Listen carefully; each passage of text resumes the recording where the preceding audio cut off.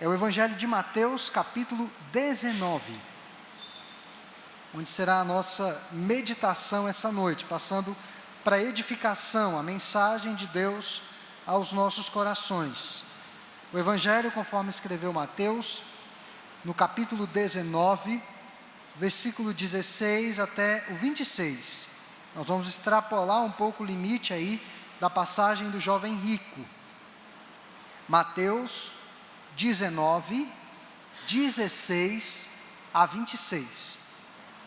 Mateus 19, 16 a 26 nos diz assim: E eis que alguém, aproximando-lhe, lhe perguntou: Mestre, que farei eu de bom para alcançar a vida eterna? Respondeu-lhe Jesus: Por que me perguntas acerca do que é bom? Bom só existe um. Se queres, porém, entrar na vida, guarda os mandamentos. E ele lhe perguntou: Quais? Respondeu Jesus: Não matarás, não adulterarás, não furtarás, não dirás falso testemunho, honra a teu pai e tua mãe, e amarás o teu próximo como a ti mesmo. Replicou-lhe o jovem: Tudo isso tenho observado, que me falta ainda? Disse-lhe Jesus: Se queres ser perfeito, vai, vende os teus bens, dá aos pobres, e terás um tesouro nos céus, ou no céu. Depois vem e segue-me. Vejam que são 5 verbos que aparecem aí, no versículo 21. Eu quero dar um destaque: vai, vende, dá, vem e segue-me. 22. Tendo, porém, o jovem ouvido esta palavra, retirou-se triste, por ser dono de muitas propriedades. Então disse Jesus aos seus discípulos: Em verdade vos digo, que um rico dificilmente entrará no reino dos céus. E ainda vos digo que é mais fácil passar um camelo pelo fundo de uma agulha, do que entrar um rico no reino dos céus. Ouvindo isto, os discípulos ficaram grandemente maravilhados e disseram: Sendo assim, quem pode ser salvo? Jesus, fitando neles o olhar, disse-lhes: Vamos ler juntos? Isto é impossível aos homens, mas para Deus tudo é possível. De todas as pessoas que vieram a Cristo, esse homem é o único que saiu pior do que chegou. De todas as pessoas que tiveram um encontro realmente de interessados em mudança, este é o único que sai pior. Foi amado pelo Senhor, mas desperdiçou a maior oportunidade da sua vida. Meus irmãos, eu creio que todos nós, em algum momento, se não tivemos, ainda teremos a oportunidade da vida. Se você fizer uma retrospectiva, um flashback, como alguns falam, olhar para trás, você vai notar que teve, para muitos, diversas oportunidades, incontáveis. Talvez para alguns, 1 ou 2. Mas todos nós já tivemos uma oportunidade que reputamos como a oportunidade de nossas vidas. Seja de uma moradia boa, seja uma promoção no trabalho, seja o filho entrar numa faculdade boa. Agora eu não sei se isso já aconteceu com os irmãos, de perder a oportunidade. E depois se dar conta que você estava diante de uma das maiores, se não a maior oportunidade de sua vida, e perdeu. A oportunidade passou. Foi o que aconteceu com esse jovem rico. Ele é caracterizado como rico, que desperdiçou a maior oportunidade de sua vida. E vejam que a sua busca pelo contentamento no dinheiro, nos recursos desta terra, até aquele momento se mostrava frustrante. Porque se ele não estivesse frustrado com a tentativa de encontrar o contentamento, ele não teria ido a Jesus. Ele não teria perguntado a Jesus: o que me falta? Era um vazio que nem ele mesmo conseguia explicar. Algo está faltando. E é a sensação que nós temos na nossa vida toda. Parece que está faltando algo. Na verdade, está faltando muito, aqueles que são mais conscientes. E sempre vai ser essa sensação. Às vezes eu saio de casa, quando eu saio de casa com muita coisa, agora com o nenê, a gente fica naquele negócio, está faltando alguma coisa? Está faltando alguma coisa? Sempre tem aquela sensação de que está faltando alguma coisa. E o jovem tinha isso, e nem ele sabia ao certo o que é que faltava. E nessa noite eu quero refletir com a igreja sobre algumas lições dessa passagem para a nossa edificação. A primeira lição é que aquele jovem era vitorioso, bem-sucedido, mas insatisfeito. Que contrassenso, que paradoxo, que algo que não se encaixa. Ele era um jovem vitorioso, bem-sucedido nos negócios, na vida, era jovem, mas não estava satisfeito. E ele foi procurar um homem que não tinha onde reclinar a cabeça para saber o que lhe faltava. Esse homem possuía diversos predicados, mas os seus atributos não foram suficientes para preencherem a sua alma, o seu coração. Outras passagens dos evangelhos que falam sobre esse jovem, nos diz que ele era caracterizado como um homem que estava na flor da idade. Era um jovem, no seu vigor, em pleno vigor físico. Estava ainda descobrindo muitas coisas, muito animado com a vida. Nós sabemos que o jovem tem essa característica de estar animado, entusiasmado com tudo o que acontece na vida dele. E esse jovem estava tomado por esse espírito de animação. Estava no alvorecer da vida. Ele tinha saúde, ele tinha vigor, ele tinha sonhos, ele tinha força física, ele tinha recursos para realizar aquilo que pretendia. Aquele jovem tinha um futuro brilhante pela frente. Era um jovem com um futuro promissor. O texto vai nos dizer também, outras passagens também deixam evidentes isso, que era um homem riquíssimo. Ele possuía tudo o que o mundo pode oferecer. Ele tinha casa, ele tinha bens, ele tinha o conforto, ele tinha o luxo, os banquetes, as festas, as joias, a propriedade, a conta bancária gorda, não se preocupava muito com o dinheiro. Normalmente as pessoas bem abastadas têm uma preocupação em manter os recursos, mas não se preocupam em adquirir. Se querem, vão lá e adquirem. Tão jovem e já tão rico. Certamente, ele era uma pessoa brilhante, uma pessoa inteligente e capaz, bem adestrado, bem orientado nos seus negócios. O texto vai dizer também, só que lá em Lucas 18, que era um jovem influente.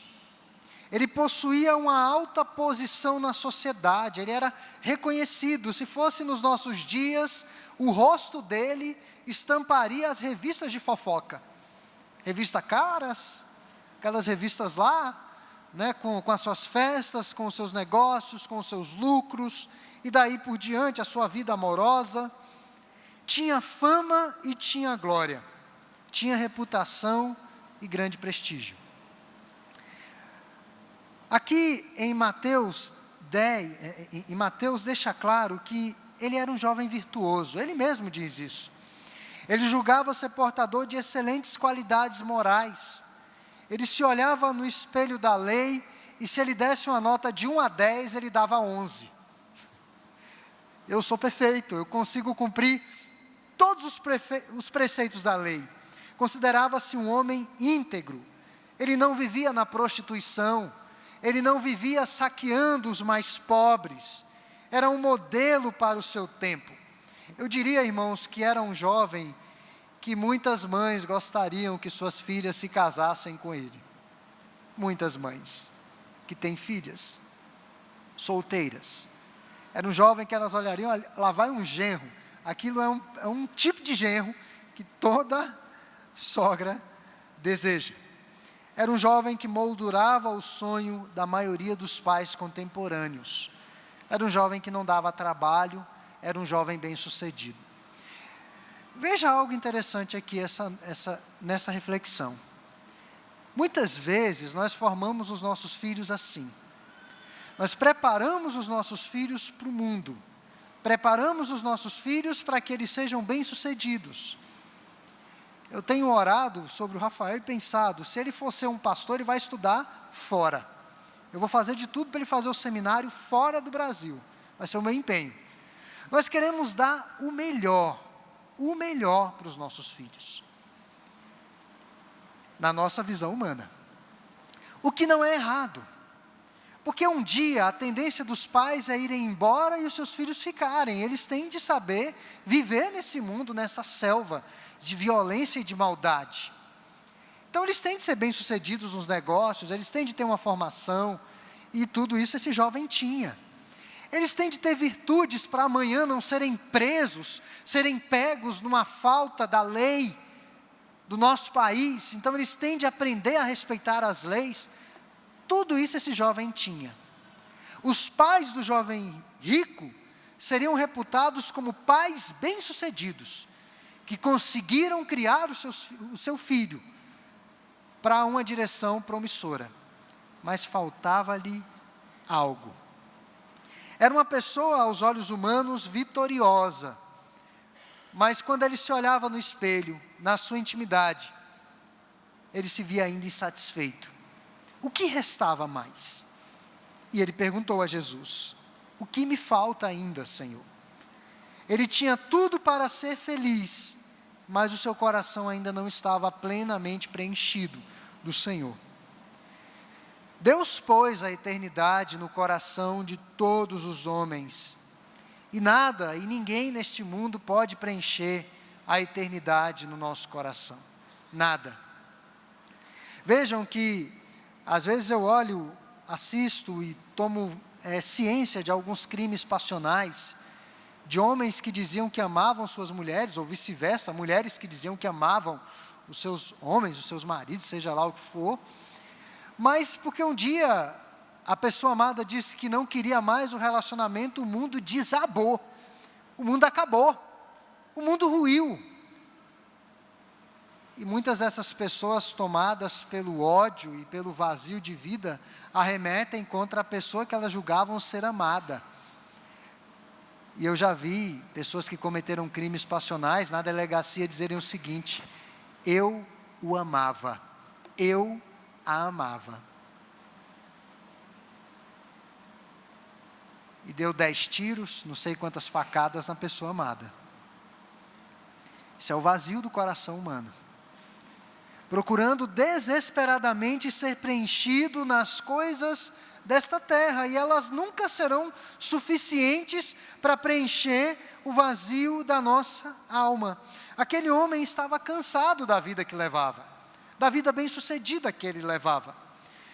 Nada e ninguém satisfazia os seus anseios mais profundos e íntimos.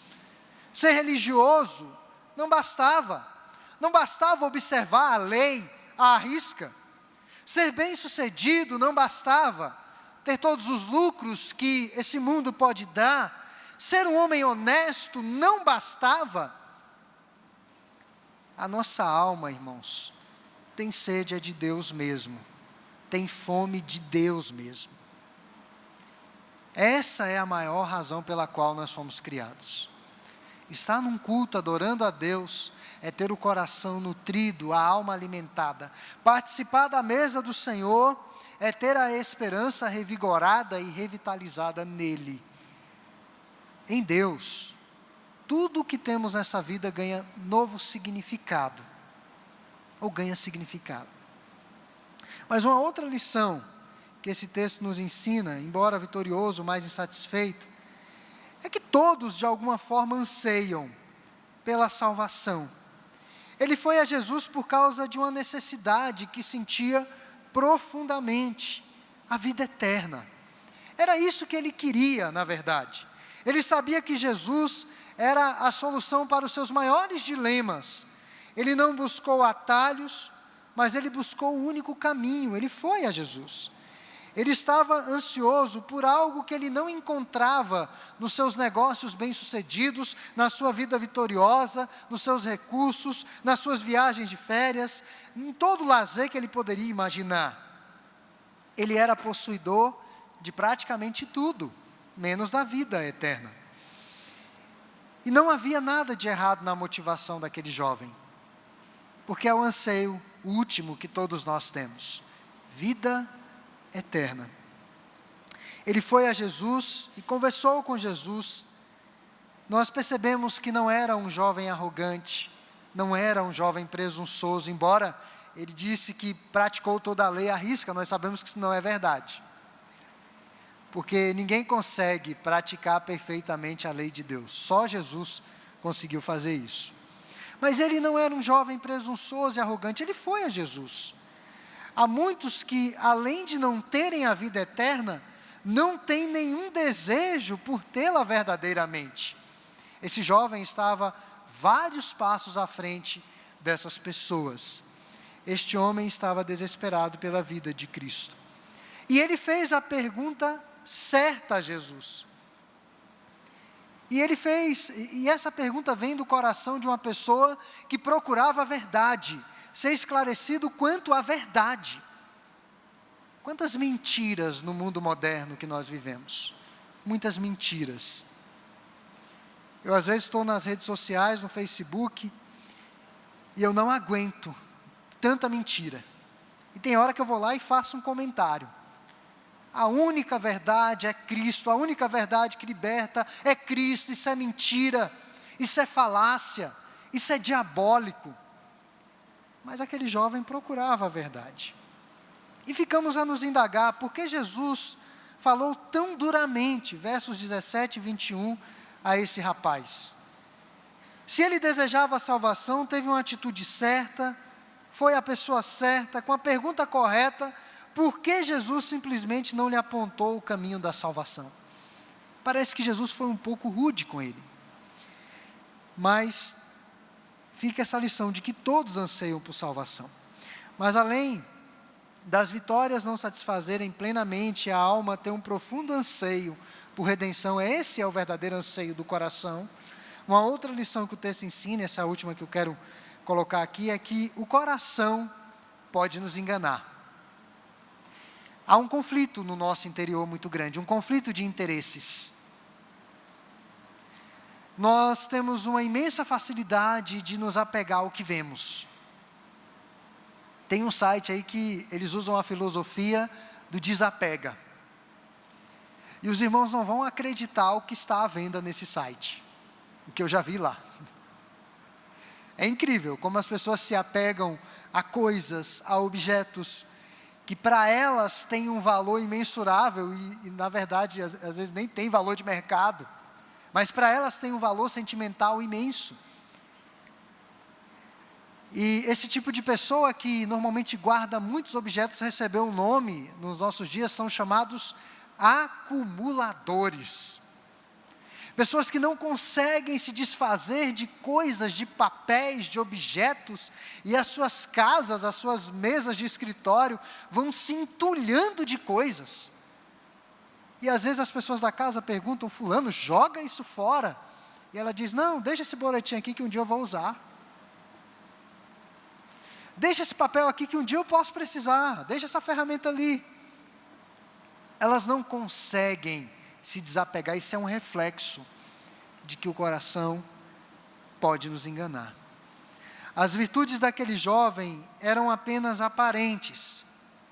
Na verdade, ele superestimava suas qualidades.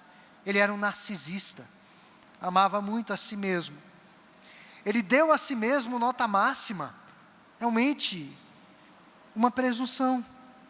Embora ele tenha ido a Jesus, disposto a dialogar com Jesus, mas quando Jesus verdadeiramente lhe aponta o caminho e desvenda o que há no seu coração, ele não consegue encarar os fatos. Jesus lhe tirou a máscara e revelou que a avaliação que fazia de si mesmo, da salvação, do pecado, da lei e do próprio Jesus, eram avaliações superficiais, rasas. Ele não tinha uma concepção bíblica e adequada de pecado, de redenção e da pessoa do Senhor. Ele estava enganado sobre a salvação. Ele via a salvação como algo firmado nos seus méritos pessoais, na sua genialidade, na sua destreza, e seria terrível ele seguir a Jesus, continuar pensando assim, porque ele iria se frustrar novamente. A salvação é uma dádiva, é um presente do Senhor. O desejo pela vida eterna é sincero, mas ele estava enganado quanto à maneira de se alcançar a vida eterna. E meus irmãos, vejam como isso se reproduz nos nossos dias. Vejam as penitências, as campanhas que as pessoas fazem para receber os favores de Deus. Veja o que acontece nos nossos dias, não é diferente. E aquele jovem imaginava que as suas virtudes iriam ser suficientes para levá-lo ao céu. A salvação não consiste naquilo que fazemos para Deus, mas a salvação consiste naquilo que Deus um dia fez por nós em Cristo Jesus. É aí que está a nossa salvação, no que Ele fez. Nas 7 frases da cruz, ou 7 palavras ou frases, tetelestai, está consumado, está feito.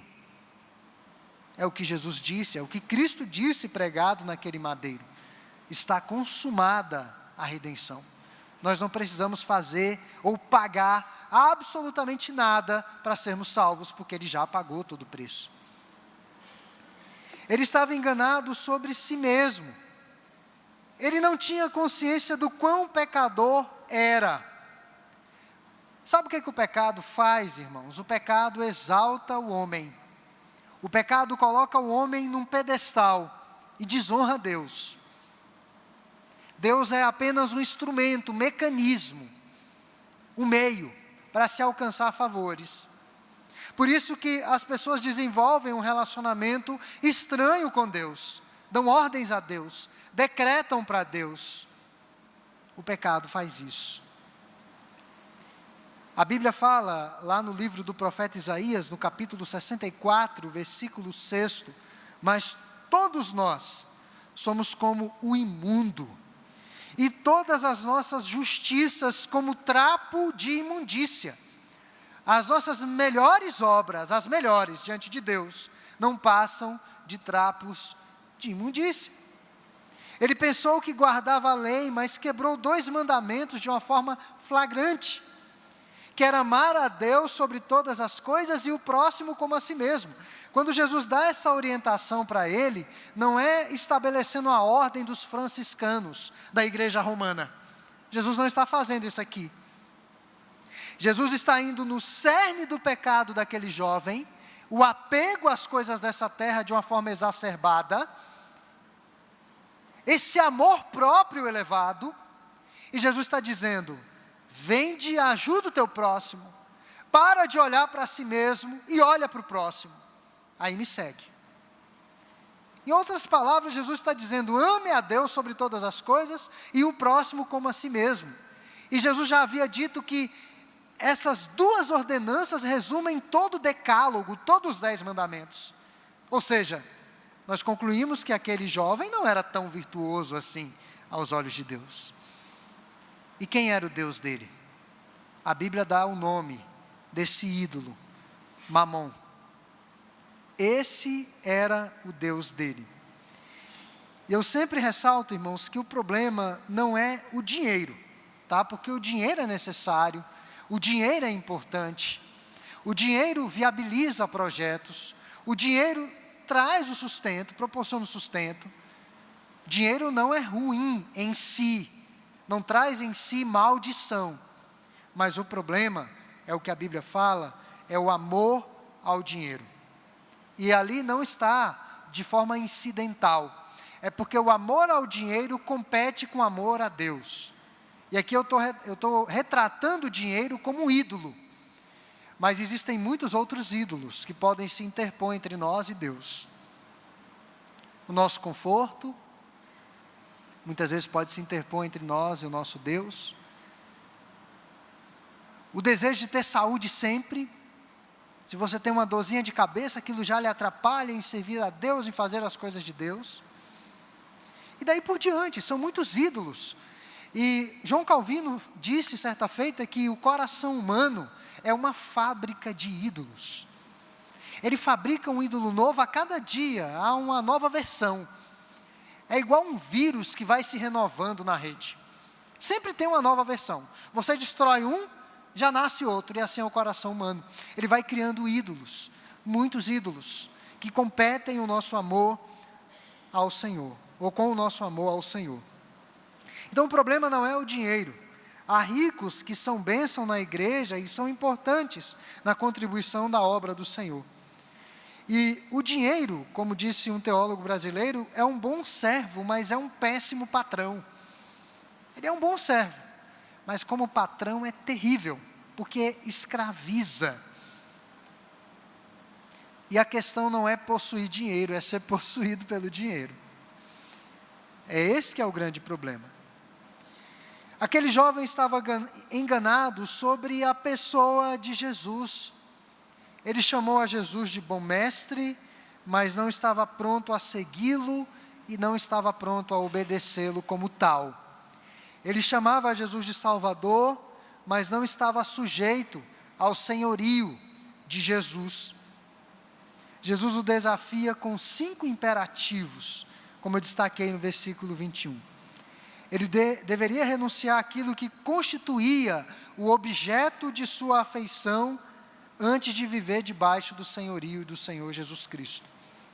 E o ponto central desse texto é que Jesus não aceita pecadores sob as condições que eles mesmos impõem.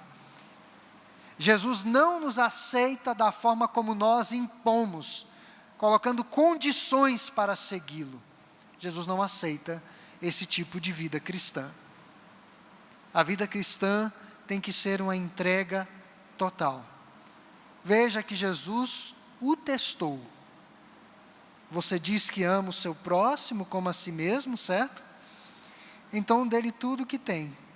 Se você realmente o ama como a si mesmo, não terá a menor dificuldade de fazer isso. Quando olhamos para os 10 mandamentos, 2 mandamentos são para Deus e 8 para com o próximo. 8. Foi um teste que Jesus fez com ele. E ele não passou nesse teste. Não se pode vir a Jesus Cristo pedindo salvação tão somente com base nas nossas carências.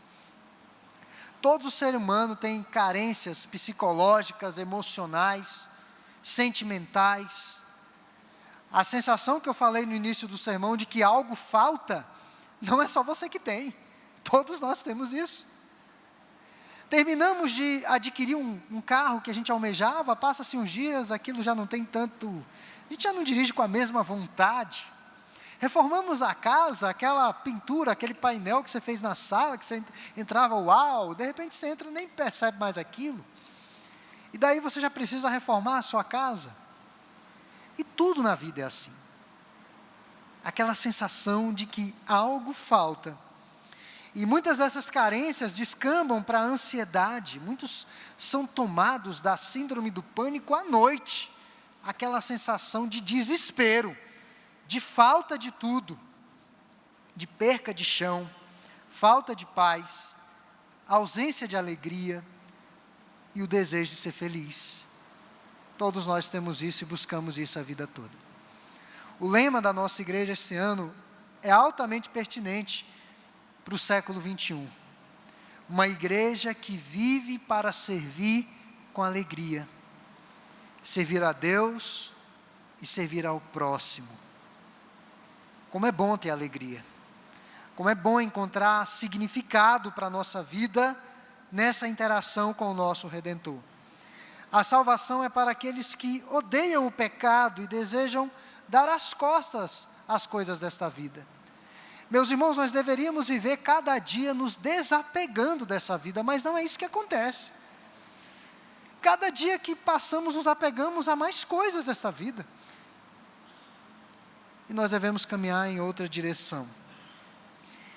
É para o Evangelho, a salvação é para pessoas que compreendem, que têm vivido em rebeldia contra esse Deus Santo. É para aqueles que querem dar meia volta e viver para a glória de Deus. Nós já começamos o ano. já estabelecemos os nossos alvos, que eu sei que nós não somos jovens ricos, muitos entendem que isso daqui é uma palavra de evangelização. Eu não vejo assim não. Ele era um homem religioso, e nós temos de ter muito cuidado com a religiosidade que pode corroer a nossa alma. É ter uma vida inteiramente entregue para o Senhor. E a salvação, irmãos, em última instância, é uma obra de Deus. É o que diz os versos 23 a 26.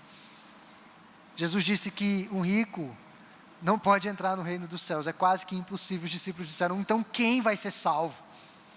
Porque o rico tem todas as condições. Ele não tem tantas preocupações com as tribulações como os pobres. Então quem vai ser salvo? E Jesus diz: o que é impossível para os homens é possível para Deus. E essas são algumas lições que depreendemos desse texto essa noite. Aquele homem era vitorioso, mas insatisfeito. Ele tinha um anseio por salvação e a necessidade de submissão ao senhorio de Cristo Jesus. Ele não é apenas Salvador, mas Ele é Senhor. Jesus exige de nós, irmãos, disposição para obedecê-lo, fazer o que Ele quer que nós façamos. Ele apenas pede que nos submetamos ao seu senhorio. A fé salvadora se expressa com um compromisso de abandonar o pecado e seguir a Cristo, custe o que custar, mesmo que custe a nossa vida, seguir ao Senhor. Então, essa noite de extrema reflexão sobre a nossa jornada, nós nos assentamos à mesa do Cordeiro de Deus, que nós possamos, irmãos, realmente pensar como tem sido a nossa vida cristã. Que nota Deus nos daria? Que nota Deus nos daria essa noite do nosso proceder? Eu estou me incluindo também. Que nota o Senhor daria para nós? Então, que isso possa inquietar os nossos corações. A verdadeira religião é amar a Deus e amar o próximo como amamos a nós mesmos. Amém.